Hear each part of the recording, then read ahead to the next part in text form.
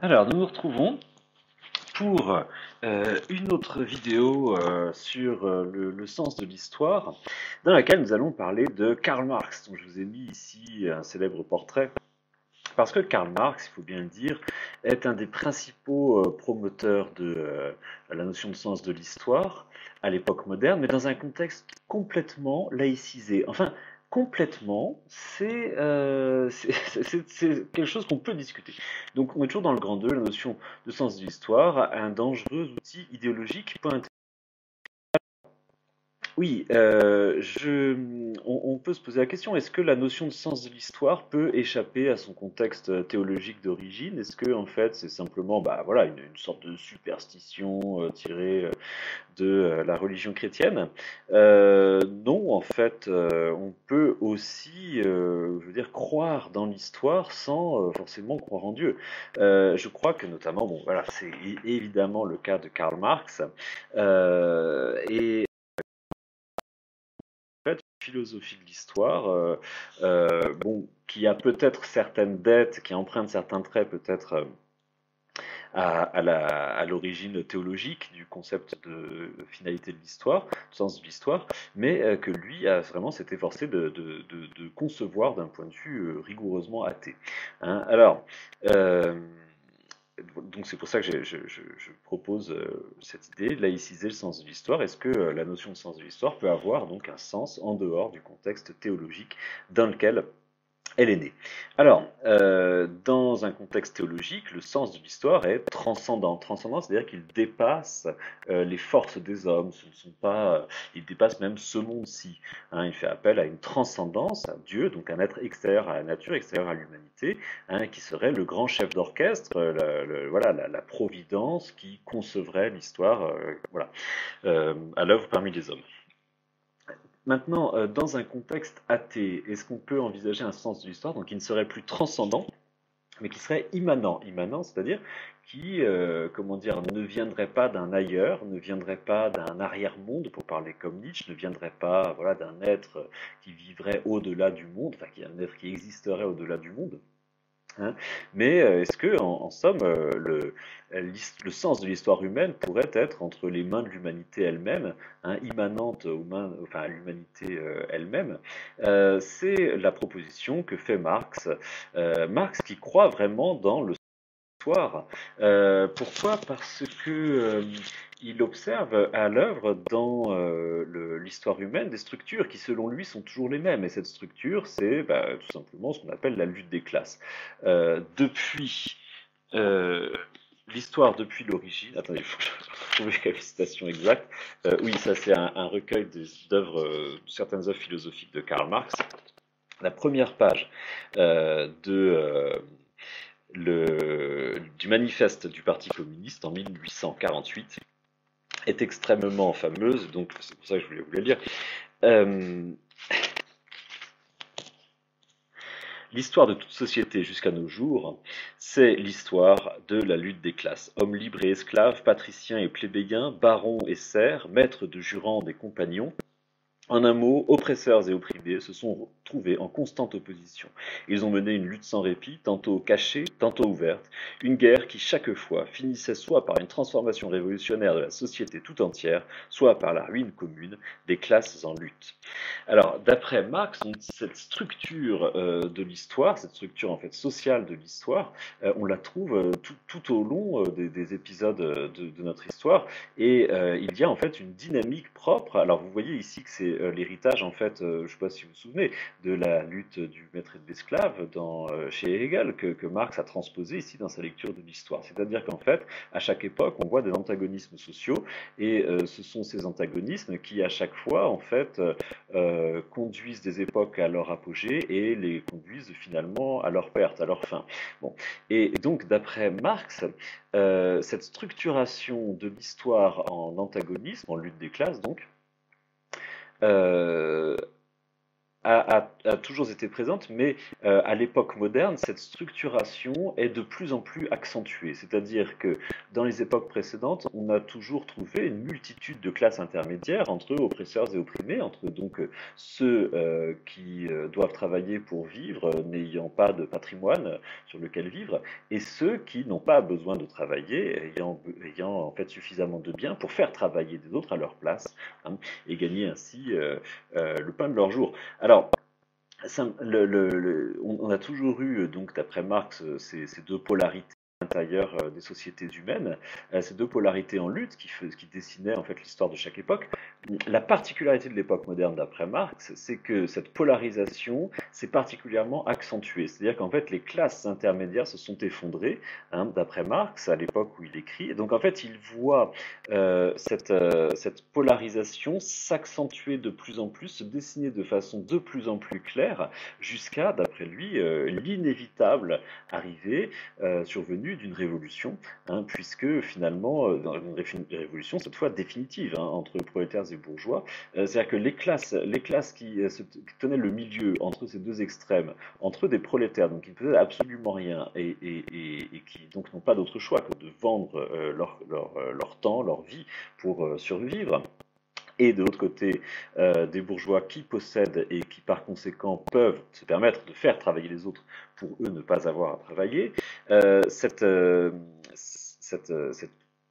structuration s'est radicalisée dans la mesure où, eh bien, par exemple, les petits artisans, d'après Marx, à l'époque de la Révolution industrielle, les petits artisans qui occupaient, par exemple, le milieu entre ces deux catégories, les petits artisans sont appelés à disparaître sous le poids de la grande industrie, avec la concurrence de la grande industrie. De la même façon, les petits commerçants sont appelés soit à disparaître et à tomber dans le prolétariat, soit au contraire à faire fortune et donc à s'agrandir, à racheter la concurrence et donc à finalement entrer dans le monde de la bourgeoisie de plein pied, hein. Mais vous voyez que en fait les classes intermédiaires comme ça vont soit rejoindre une extrémité, soit rejoindre l'autre, hein. Et donc l'histoire moderne, c'est une histoire de simplification des rapports sociaux, enfin des rapports de lutte des classes.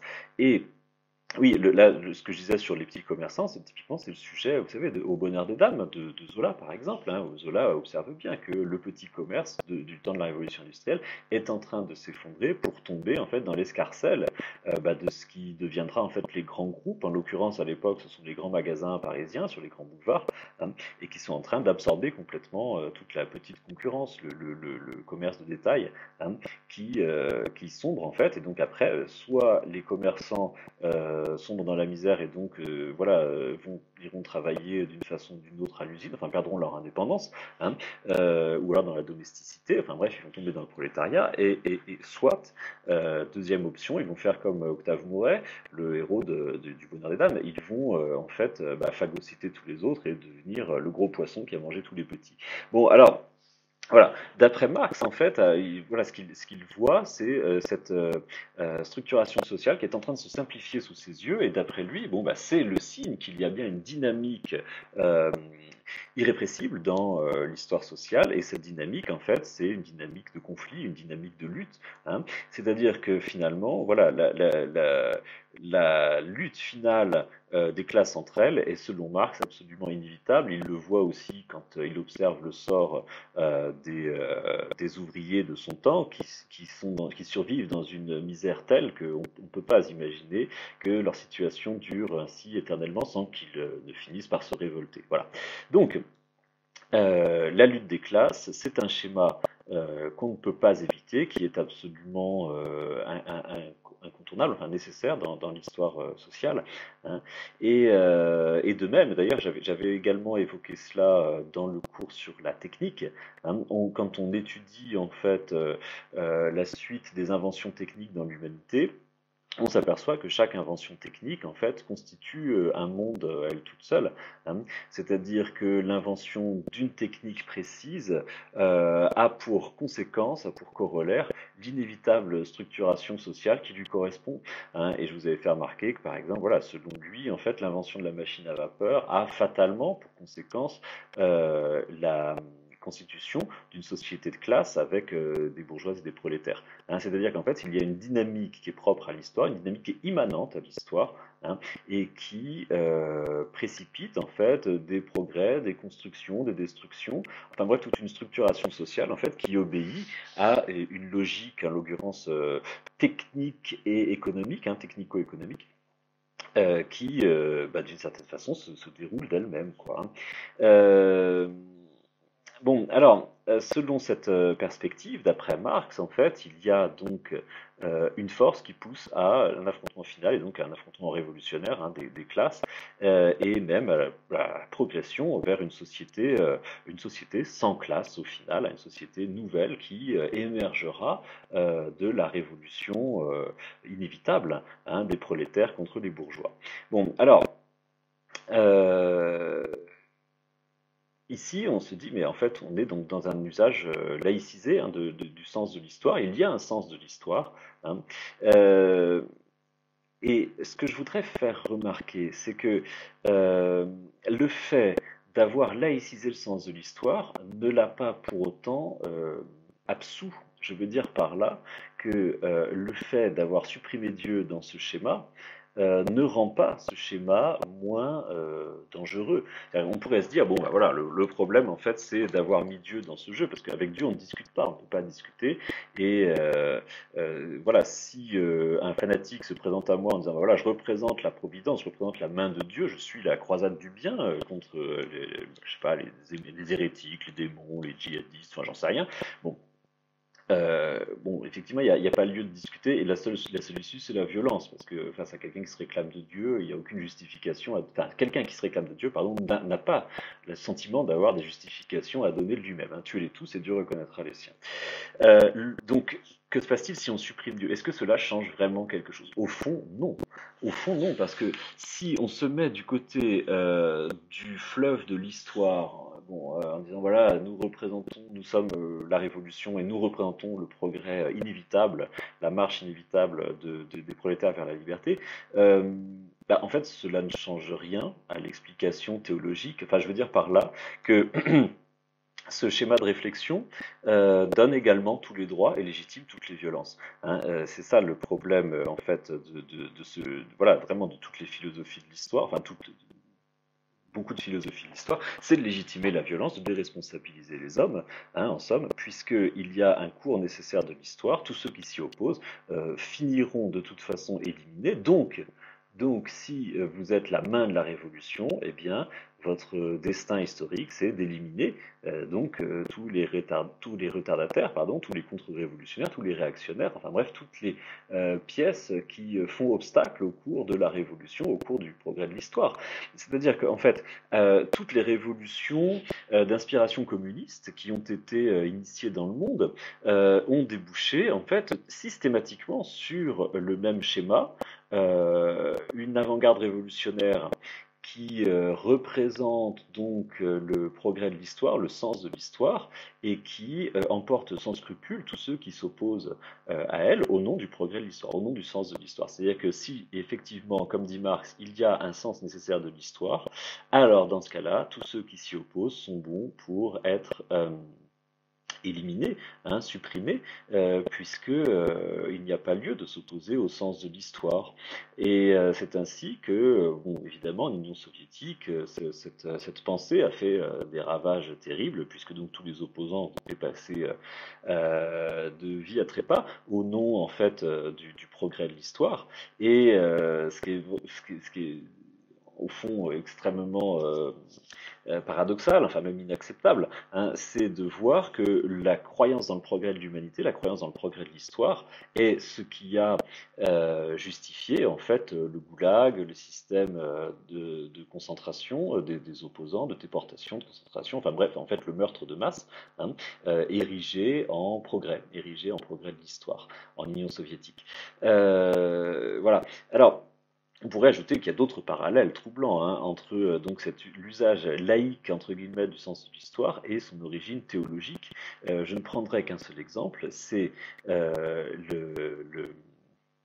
l'obsession de l'homme nouveau qu'on trouve.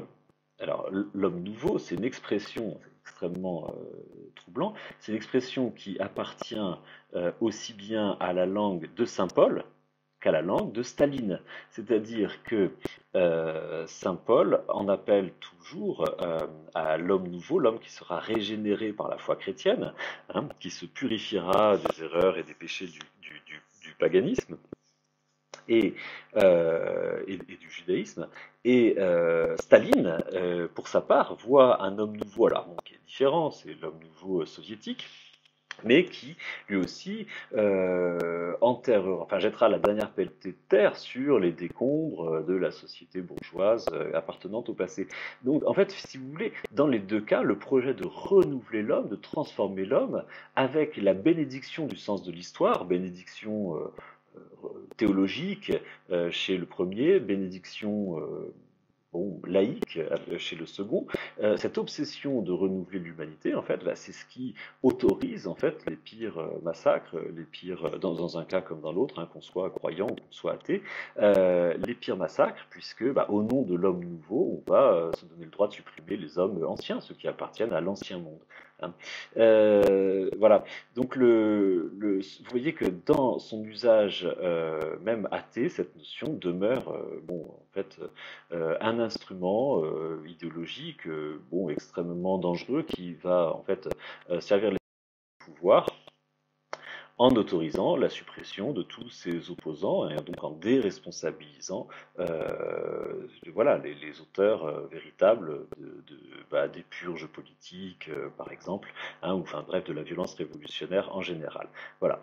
Alors, dans la prochaine vidéo, je demanderai si vraiment, on est plus malin aujourd'hui, je veux dire d'avoir abandonné cette croyance dans l'histoire, hein, abandonné en apparence cette croyance dans l'histoire, est-ce que vraiment cela nous a débarrassé de toute idéologie? Est-ce qu'on est vraiment indemne, garanti contre l'idéologie parce qu'on a supprimé la croyance dans un progrès de l'histoire? Je ne suis pas sûr du tout, mais nous verrons cela dans la prochaine vidéo.